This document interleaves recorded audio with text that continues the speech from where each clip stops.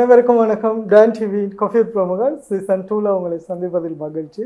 நமது நிகழ்ச்சியில் பல ஆளுமைகளை, கலைஞர்களை, படைப்பாளிகளை இனம் கண்டு அவர்களோட தொடர்ச்சியாக பேசி வருகிறோம்.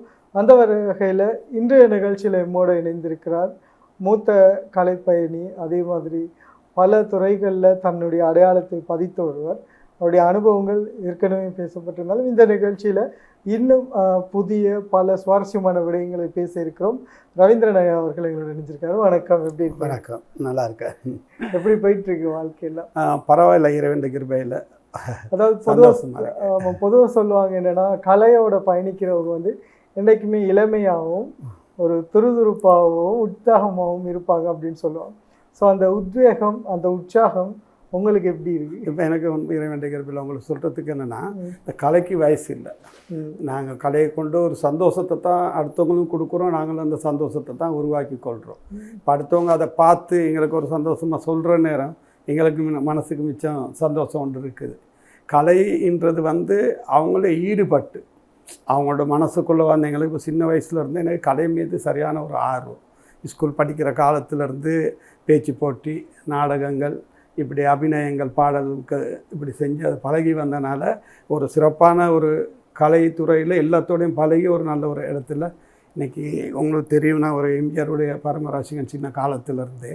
அப்போ எம்ஜிஆர் அவருடைய மனித நேயம் இன்றைக்கி போட்டி பார்க்குறாங்க. அவருடைய தனி பாடல்கள் இன்றைக்கி கொள்கை பாடல்கள் கேட்குறதுக்கு மக்கள் மிச்சம் ஆர்வமாக இருக்கிறாங்க. இதே இப்போ ஒரு கடந்த அந்த முகநூலில் கடந்த ஒரு 3-4 வருடங்களாக நான் அந்த எம்ஜிஆருடைய பாடல்களை பாடி நடித்து வந்ததுனால எல்லாருமே இப்போ இலங்கை எம்ஜிஆர் அப்படின்றத நம்மளோட டிஸ்கோ ராஜா ஃபவுண்டேஷனால் எனக்கு 2 வருஷத்துக்கு முன்னால் கொடுத்தாங்க.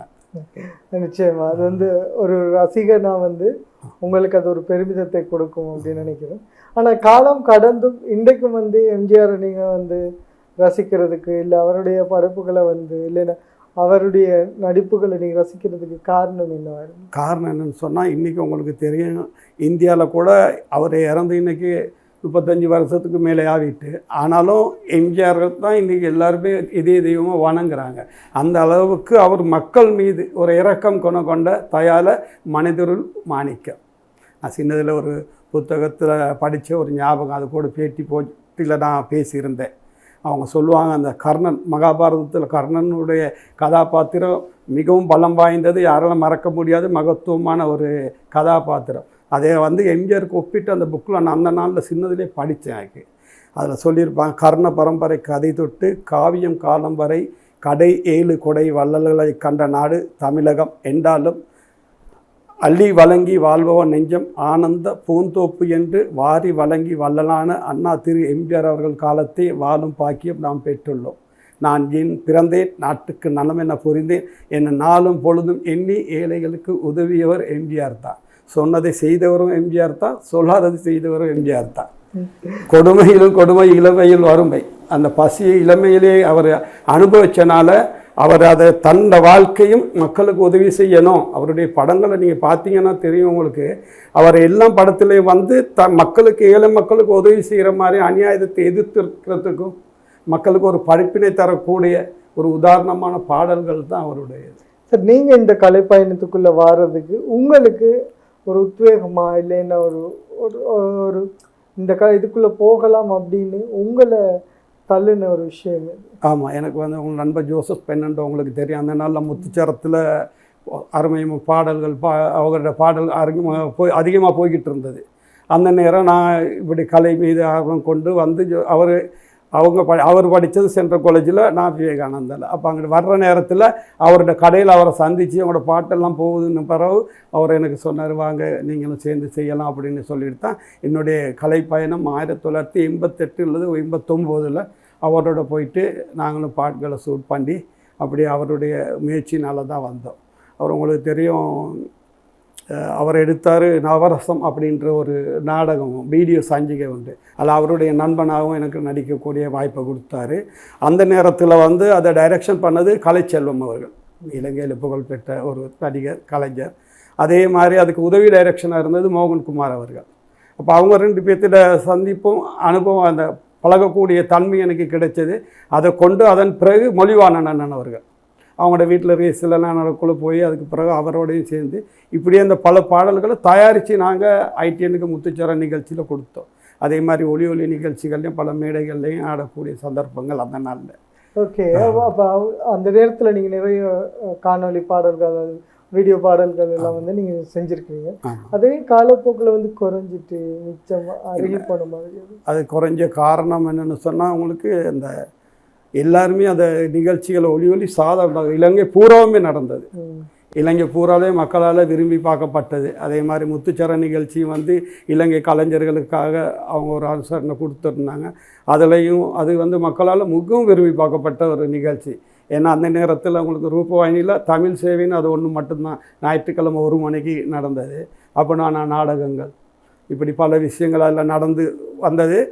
ரெண்டாவது நாங்கள் வந்து என்னென்னு சொன்னால், நம்ம கலைஞர்கள் வந்து பிரிவு வந்துட்டு ஒருவரோட சேர்ந்து ஒரு நிகழ்ச்சி செய்யக்குள்ள அவங்க போயிட்டு இன்னும் 4 பேர்த்தோட இன்னொரு நிகழ்ச்சி செய்கிறது. இப்படியே கொஞ்சம் கொஞ்சமாக காலத்தில் அந்த பிரிவுனால தான் கொஞ்சம் அது அழிஞ்சு போச்சு ஒழிய, இல்லைன்னா நல்லா போட்டி போட்டோம். விஜயராஜ் எல்லாம் வண்ணப்பூக்கள் அந்த நிகழ்ச்சிகளில் கூட நான் பார்ட்டிசிபேட் பண்ணியிருக்கிறேன். ஓகே, இப்போ நீங்கள் அந்த காலத்தில் வந்து இந்த கலைத்துறைக்கு வரும்போது ரொம்ப ஆர்வமாக வந்திருப்பீங்க. ஆமாம், இளம் வயது நம்ம ஒரு அடுத்த கட்டத்துக்கு போவோம், அதே மாதிரி நிறைய படைப்புகளை பண்ணணும் அப்படின்னு சொல்லி. அந்த நேரத்தில் உங்களோட இந்த நண்பர்களாக இருக்கலாம், அதே நேரத்தில் உங்களோட உறவுகளாக இருக்கலாம், இதெல்லாம் நமக்கு வந்து சாத்தியப்படும், இல்லை நீ ஜெயிச்சிரும் அப்படின்ற மாதிரி ஏதாச்சும் ஆலோசனை வழங்கினாங்க? உண்மையாக வீட்டில்னா விருப்பம் இல்லை, அவங்க வாய்ப்பு எப்படியும் அவங்க விருப்பம் இல்லைன்னா நான் செய்கிறது அபிநயம். மேடை நாடகங்கள் ஒரு சில தான் செஞ்சுருக்கிறேன். அபிநயங்கள் பாடல்களுக்கு வந்து ஆக்ட் பண்ணுறது தான் நாங்கள் இந்த இந்திய பாடல்கள் தான். அப்போ தான் அதுதான் டிவிக்கு உடனடியாகவே நமக்கு ஒளிபரப்பக்கூடிய வாய்ப்பு இருந்தது. அப்போ அதனால் அது செய்கிறதில்ல. வீட்டில் அவங்களுக்கு விருப்பம் குறைவாக இருந்தாலும் இந்த கலை மீது கொண்ட ஆர்வனால் இளமர காயா நானும் முடிஞ்ச மட்டும் இந்த கலை சம்பந்தப்பட்ட நண்பர்கள் எல்லாத்தோட ஈடுபாடோடு நல்லா பழகி ஒரு அளவு இது விஷயத்தை இது வரைக்கும் கொண்டு வந்துட்டேன். அப்படி இருக்கும்போது என்னதான் செஞ்சாலும் ஒரு கலைஞனுக்கு வந்து அசிங்கப்படுறது வந்து, அதாவது சொல்லுவாங்க அப்படின்னா, ஒரு நிகழ்ச்சியில் வந்து அவமானப்படுத்தினாலோ, இல்லைன்னு சொன்னால் நம்மளை வந்து குறைவாக பேசினாலோ, இல்லைன்னா நம்மளோட படைப்புகளை வந்து குறைவாக பேசினாலோ வந்து மனதால் ஏற்றுக்கொள்ள முடியும். அந்த மாதிரி உங்களோட வாழ்க்கையில் ஏதாச்சும் நீங்கள் கடந்து வந்திருக்கீங்களா? கடந்து வந்தாங்க. ஒரு சில வெட்டுக்கூத்துகள் இருக்குது, அதுக்கு கண் முன்னாடி தெரியக்கூடிய விஷயம் தானே. ஒரு கலைஞர் ஒருத்தர் முன்னால் வர்றாருன்னா இன்னொருத்தர் அதுக்கு விருப்பப்பட மாட்டாங்க. ஏன்னா வந்த உடனே ஒருத்தர் போகிற மாதிரி தானே. அதில் அவங்க கஷ்டப்பட்டு நாங்கள் இவ்வளோ காலம் இந்த ஃபீல்டில் இவ்வளோ இருக்கிற நேரம் இப்படி ஒருத்தர் வந்து உடனடியாக கொஞ்சம் அவங்க மட்டும் பேரை போட்டுக்கிட்டு போகிறாங்கன்ற மாதிரி கசப்பான அனுபவங்கள் கொஞ்சம் இருக்கத்தான் செய்யுது. ஆனால் அவங்க மத்தியில் தான் அவங்களுடைய உறவோடு தான் இந்த கலையை நாங்கள் வளர்த்துக்கிட்டு வந்துருக்குறோம். ஆமாம், ஆனால் அது வந்து இது எதுக்காக நான் இப்படி ஒரு விஷயத்தை கேட்குறேன் அப்படின்னா, இன்றைக்கு வளர்ந்து வர கலைஞர்களாக இருக்கலாம், இல்லைன்னா மூத்த கலைஞர்கள் நீங்கள் பட்ட கஷ்டம் இந்த கலைத்துறைக்காக அப்படின்ற ஒரு விஷயம் வந்து அடையாளப்படுத்த வேண்டிய ஒரு விஷயம் இல்லையா? ஆமாம், உண்மையாக. ஆனாலும் சில கலைஞர்கள் இதுக்கு ஊக்குவிச்சும் இருக்கிறாங்க. எல்லாரும் ஒரே மாதிரியும் இல்லை. பல பேர் கை கொடுத்து முன்னுக்கு ஒரு விஷயத்தை செஞ்சுட்டு போகணும். இப்போ மோகன்குமார் அவர்கள் இருந்தாங்க, அவர் மறைஞ்சிட்டார். ஆனால் அவர் ஒரு அருமையான ஒரு மனிதர். என்ன காரணம்னு சொன்னால், இப்படியாவது ஒரு 5 மாதம் 6 மாதத்துக்கு இடையில் பல நாடகங்களை கலைஞர்களை இணைச்சி எல்லாத்துக்கும் வாய்ப்பு கொடுப்பார். அவருடைய பாவக்கார நாடகத்தை நடித்த பல நாடகத்தில் என்னை கூப்பிட்டுருந்தாங்க. அதனால் என்னுடைய தொழில் வாய்ப்புனால் அதில் போக முடியாட்டியும் அவருடைய கிருஷ்ண கலாயத்தில் 2 வருஷமாக உபப்பொருளாளராக நான் இருந்தேன். அவருக்கால பல நுணுக்கங்களை, ஒரு மேடை நாடகத்தை எப்படி கலைஞர்களை எப்படி அவர் படித்து கொடுக்குறாரு, என்ன மாதிரி எந்தெந்த கதாபாத்திரத்துங்களை தேர்ந்தெடுக்கிறாங்க, அந்த மாதிரி உச்சரிப்பு இத்தனை நான் பாடம் பட்டது வந்து ஒரு, அதாவது என்ன மெருகேற்றுனதில் மோகன்குமாருக்கு ஒரு நல்ல ஒரு பங்களிப்பு இருக்குது. நிறைய பேருக்கு உச்சரிப்பு சொல்லிக் கொடுக்கும்போது, இல்லைன்னா மேடையில் வந்து ஒரு வசனத்தை பாடமாக்கி அதை நீங்கள் வந்து சொல்கிறதா இருக்கலாம், ஒரு கதாபாத்திரம் விட்டு நடிக்கிறதா இருக்கும், ரொம்ப மனசுக்கு நெருக்கமான ஏதாவது ஒரு பாத்திரம் நம்ம வாழ்க்கையிலே அது கடந்து போயிருக்கும். அந்த மாதிரி உங்கள் வாழ்க்கையில் நீங்கள் நடித்த கதாபாத்திரத்தில் உங்கள் மனசுக்கு ரொம்ப நெருக்கமான கதாபாத்திரம் அப்படி ஏதாச்சும்?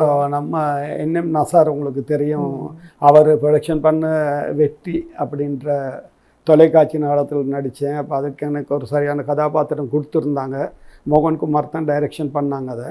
அப்போ நாங்கள் அது வந்து கம்பளையில் போயிட்டு ஒரு 3-4 நாள் ஷூட்டிங் எல்லாம் சிறப்பான முறையில் நடந்தது. அதில் வந்து ரஞ்சன் தர்மராஜ் அவர் தவறிட்டாருன்னு நினைக்கிறேன். அவர் சிங்கள ஃபீல்டுக்கு போயிட்டு நல்ல பெரிய ஒரு இடத்துக்கு போனார். அவரோட நடித்தது எனக்கு இன்னும் மறக்க முடியாமல் இருக்குது. ஏன்னா அவருக்கு எனக்கு ஒரு ஃபைட் சீன் இருந்தது. அது அழகான முறையில் 2 பேருமே அவர் அப்போ நான் கொஞ்சம் அவர் எனக்கு அந்த யோகின்னு கதை அதெல்லாம் யோசிக்காங்க எல்லாம் இது வந்து நாங்கள் செய்கிறது ஒரு நாடக ட்ராமா நீங்கள் பயப்பட அவங்களோட வாயில் வர்ற மாதிரி பேசி செய்யுன்னு அவர் ஊக்கம் கொடுத்தார். நீ அப்படிப்பட்ட ஒரு கலைஞன் இறந்தது மனசுக்கு துக்கமாக தான் இருக்குது.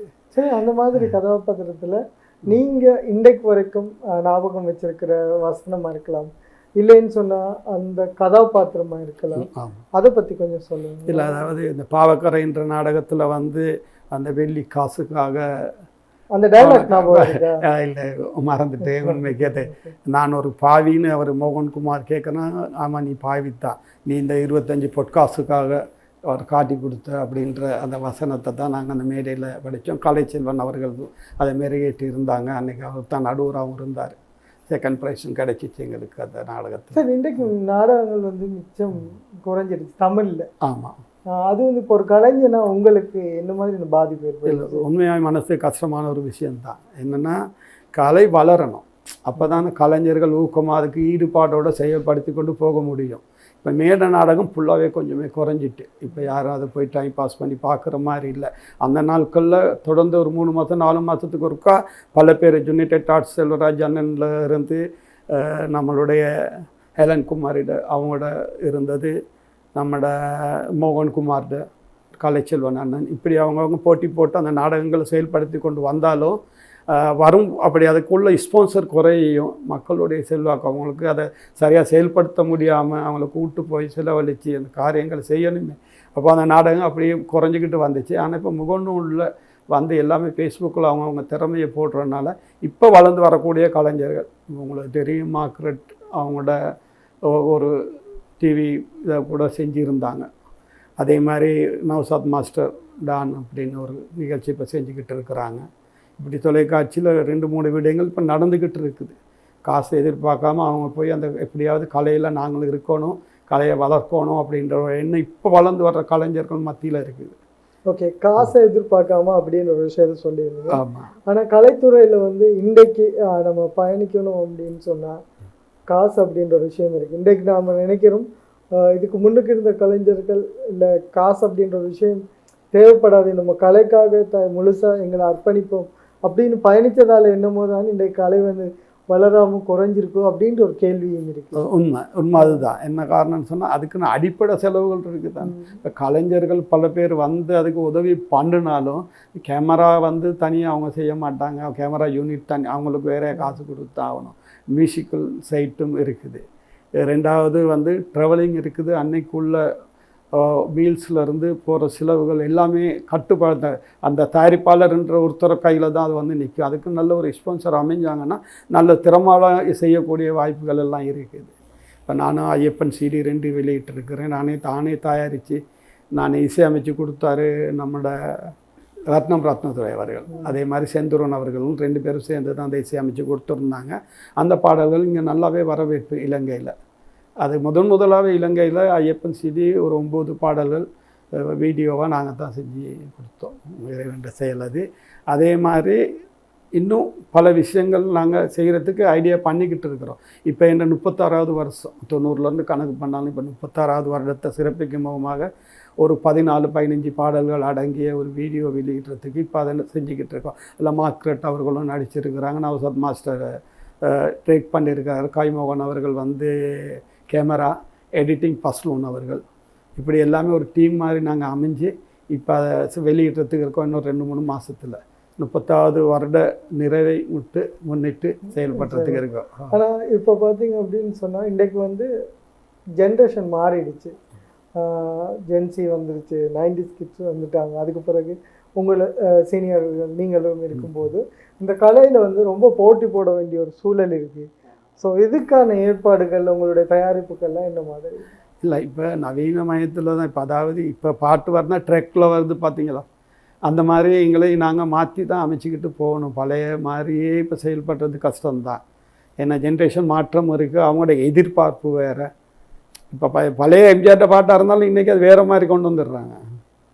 எம்ஜிஆர்ட்ட ஒரு பாட்டு ஒன்று நான் பார்த்தேன், அவர் யார் சரத்குமார் அவர்கள் நடிச்சிருந்தாங்க. அது ஒரு பாட்டு ஒரு இதில் போகுது. அப்படி நாங்களும் ஒரு சில மாற்றங்களை நவீன முறையில் செய்கிறதுக்கு ட்ரெக்கை மாற்றி கொண்டு வரோம் மியூசிக்கில் இருந்து எல்லாமே. இங்கே வந்து கலைத்துறையில் வந்து நிறைய விஷயம் மாறிடுது. அதே மாதிரி சினிமா வந்து தொடர்ச்சியாக வந்து இங்கே நிறைய பேர் வந்து எடுத்துட்டு இருக்காங்க. அதுவும் வந்து முழுநிலை திரைப்படங்கள் நிறைய. இப்போ நீங்கள் ஒரு கலைப்படைப்பாளி, மேடை நாடக நடிகர், அதுக்கு பிறகு குறுந்திர படங்கள், அதே மாதிரி இந்த மாதிரி காணொலி பாடல்களில் வந்து நீங்கள் தொடர்ச்சியாக நடிச்சிட்டு இருக்கீங்க. அதாவது இந்த பெரிய ஸ்க்ரீனில் நடிக்கணும், இல்லை அதில் வந்து உங்களோட பங்களிப்பை செலுத்தணும் அப்படி என்ற ஈடுபாடு என்ன?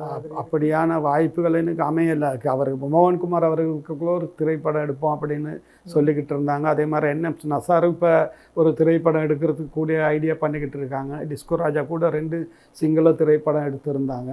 இப்படி நட்பு வட்டாரத்தில் இருந்தாலும் யாரும் கூப்பிடாமல் போய் நாம் பேசக்கூடாதுன்னு சொல்லி அவங்கவுங்க செய்கிறத பார்த்துக்கிட்டு இருக்கிறேன்.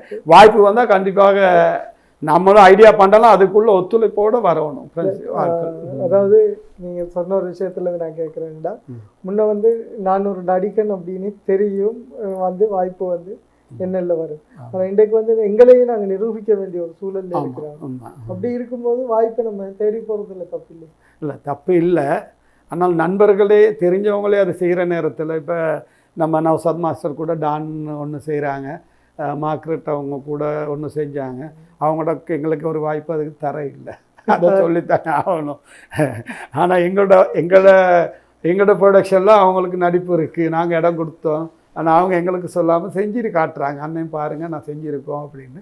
ஓகே, சந்தோஷமா அப்படின்னு பார்த்துட்டு இருக்காங்க. இருந்தாலும் உண்மையை சொல்லித்தானே ஆகணும். உண்மையை ஒரு நாளைக்கு வெளிவந்து தானே ஆகும், மனசுக்குள்ளே உள்ளது. நவசாத் மாஸ்டர்கிட்டே நான் கேட்குறது தான், நீங்களும் போயிட்டு டான் ஒன்று செய்கிறீங்க, ஒரு வாய்ப்பு தர இல்லைன்னா நாங்கள் அவரை வச்சு தான் செஞ்சுக்கிட்டு இருக்கோம் 14 பாடலையும். இறைவன் கிருபை. நிச்சயமாக. அதே மாதிரி இந்த ஒரு படைப்பாளியாக இருந்துட்டு நீங்கள் வந்து ஆன்மீகத்திலையும் வந்து பயணிச்சுட்டு இருக்கீங்க. தொடர்ச்சி வந்து ஐயப்ப பாடல்கள் சீரீஸ் வந்து தொடர்ச்சி இருந்திருக்கு. இதில் இருந்துட்டு எப்படி இங்கால இதை செய்யக்கூடிய? இல்லை, இறைவன் கிருபை. தொழிலையும் இருக்கிறேன். எங்கள் அப்பா ஒரு ஃபேக்ட்ரி வச்சுருந்தாங்க, அந்த தொழில் விஷயத்தையும் பார்த்துட்டு நான் இதுகள்லையும் போயிட்டு எல்லாத்தோடையும் பழகிக்கொள்வது. அங்கெல்லாம் ஆன்மீகம் 1991 வருடத்திலிருந்து சபரிமலைக்கு போயிட்டு வரேன். உங்களுக்கு தெரியும், இன்றைக்கி ஐயப்பனுடைய திருவருள் இலங்கை பூர்வமே இருக்குது. இன்றைக்கி கலியுகத்தில் கண்கண்ட தெய்வமாக இருக்கக்கூடியது ஐயன் ஐயப்ப சுவாமி. அவர் தர்மசாஸ்தா தான் அவருடைய கடவுள். ஆனால் அவருடைய அவதாரம் வந்து ஐயப்ப சுவாமி. சபரிமலையில் இருந்தவர்கள் தன்னை நாடி வரும் பக்தர்களை ஈர்த்து அரவணைத்து காத்து அருமலை பொழிகிறாரு. வருடம் சபரிமலையில் காண்ற கூட்டம் எங்களுக்கு அதிசயமாக இருக்குது. என்னடா இப்படி கூட்டம் வந்துக்கிட்டே இருக்குன்னு அந்த அளவுக்கு திருவருள் இருக்குது. இப்போ நம்ம இலங்கை திருநாட்டில் கூட உங்களுக்கு தெரியும், அன்னைக்கு 100 பேர் 50 பேர்னு போனவங்க இன்னைக்கு 15,000-18,000 பேர் சபரிமலைக்கு போகிறாங்க. அந்த அளவுக்கு அது நம்ம இலங்கையில் வந்து இப்படியான ஒரு விரதம் வந்து நம்மளோட இந்து மதத்திலே இல்லை. 48 நாள் விரதம் பிடிக்கிறதுக்கு. இப்போ எங்களுக்கு நாங்கள் என்ன விரதம், கௌரி நோன்பு விரதம் எடுத்தாலும் 21 நாள், சூரசம்மாரம் எடுத்தால் 7 நாள். ஆனால் இந்த விரதம் தான் உங்களுக்கு 48 நாளுக்கு எங்களுக்கு கிடைக்கப்பட்டிருக்கு. நம்ம இந்து மதத்தில் எங்களுக்கு கிடைக்கப்பட்ட அரும் பெரும் பாக்கியம் கொடை அப்படின்னா இந்த சபரிமலை யாத்திரை மட்டும்தான். இதுக்காக கடவுளை நானும் மாலை போட்டு ஐயப்பனுடைய நேர்ந்து தான் மாலை போட்டேன். அதே மாதிரி எனக்கு மகன் கிடைச்சாரு. அப்போ எங்கிட்ட அதை விட்டு அப்படியே மகனோட நானும் தொடர்ந்து இந்த சபரிமலை யாத்திரை போய்கிட்டு இருக்கிறோம். அதாவது ஒரு பக்தராக உங்களுடைய இந்த விஷயத்தை சொல்லும்போது, ஒரு படைப்பாளியாக ஒரு கலைஞனை வந்து இதுக்குள்ளே வந்து உங்களோட பயணம் இருக்கு. இப்போ கலையும் அது பக்தியும் ஒன்று சேர்ற இடம் எப்படி இருக்குது? இல்லை, இந்த கலை தெரிஞ்சனால தான் அந்த 2 CD கூட நான் வெளியிட்டேன். ஏன்னா எனக்கும் பாட முடியும், எனக்கு டைரெக்ஷன் செய்ய முடியும், எனக்கு எடிட் பண்ண முடியும், எனக்கு ஆங்கிள் பார்க்க தெரியும். அப்படின்ற கலையை நான் வளர்த்ததுனால தான் யாருடைய உதவியும் இல்லாமல் நந்தகுமார் மாஸ்டர் கூப்பிட்டேன். அவர் எனக்கு சொன்னாங்க, உங்களுக்கு முடியும், உங்களுக்கு திறமை இருக்குது, நீங்கள் செய்யுங்க அப்படின்னாரு. உடனடியாக அந்த 9 பாடலை என்னுடைய டைரெக்ஷனில், என்னுடைய தயாரிப்பில், என்னுடைய நடிப்பில் செஞ்சது காரணம் இந்த கலை தெரிஞ்சனால. எல்லாமே நீங்கள்? ஆமாம், எல்லாமே இறைவன் கிருபையில். எடிட்டினுக்கு மட்டும் அபிலாஷ்ன்ற ஒரு நண்பர் எனக்கு உதவி பண்ணாங்க. டிஆர் மாதிரி எல்லாமே இறைவன் செயல். அதுதான் ஒரு பாடலும் நான் பாடினேன், மகன் ஒரு பாடல் பாடினாங்க. அடுத்தெல்லாம் இலங்கை நாட்டு கலைஞர்கள் தான். சரி, ஓகே. உங்களுக்கு இந்த வாய்ப்புகள்லாம் வந்திருக்கும் போது அந்த நேரத்தில் இருந்து என்ன இப்போ உங்களுக்கு இந்த எம்ஜிஆர் மீது இவ்வளோ பற்றி இருக்கும்போது ஏன் நாங்கள் இந்தியாவில் போய் முயற்சி செய்யக்கூடாது, அங்கே ஒரு வாய்ப்பை ஏற்படுத்தி கொள்ளக்கூடாது அப்படின்னு பின்தங்கினதுக்கு அந்த போக முடியாத அந்த அந்த அளவு கலை ஆர்வம் இலங்கையோடு தான் இருந்தது. இந்தியாவுக்கு போட்டு முட்டி மோதுற அளவுக்கெல்லாம் அங்கே உள்ள கலைஞர்கள் உங்களுக்கு தெரியும். ஆனால் அதுக்காக எங்களுக்கு திறமை இல்லைன்னு இல்லை. அவங்க பல லட்சத்தை செலவழித்து செய்யக்கூடிய பாடல்களை கூட நாங்கள் இங்கே ஒரு குறிப்பிட்ட பட்ஜெட்டில் செஞ்சு முடிச்சிடுறோம்.